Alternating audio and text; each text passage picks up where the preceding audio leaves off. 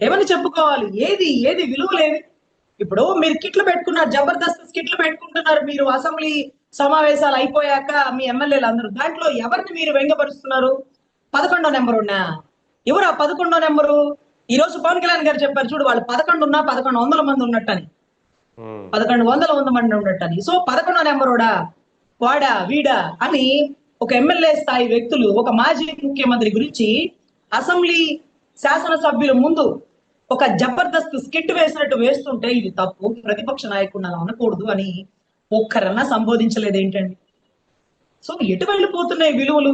వీరి ఇప్పుడు ఆయనే మనకపోవచ్చు, ఆయన అభిమానులు ఉంటారు కదా, వాళ్ళు తిరగబడతారు. సో అలాగే ఇప్పుడు ఇప్పుడు పవన్ కళ్యాణ్ గారిని జోగి రమేష్ గారు అన్నారు. ఆయన ఏమన్నా అన్నాడా జోగి రమేష్ గారిని? అనలేదుగా. మేమే చిచ్చేసుకున్నాం.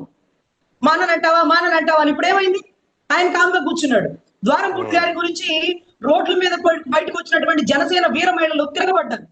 ఇప్పుడేముంది? ఆయన ద్వారంపూడి గారిని అరెస్ట్ చేయరు. ద్వారంపూడి గారిని ప్రభుత్వంలో వచ్చాక ఆయన ఒక్క మాట అనలేదు, ఒక్క కేసు పెట్టలేదు, ఏమీ చేయలేదు.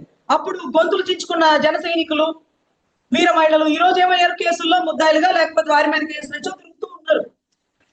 రాజకీయ నాయకులేనండి. మధ్యలో బలైపోయేటటువంటి సాధారణ కార్యకర్తలు యా దగ్గర పెట్టుకొని మాట్లాడుకోవాలి.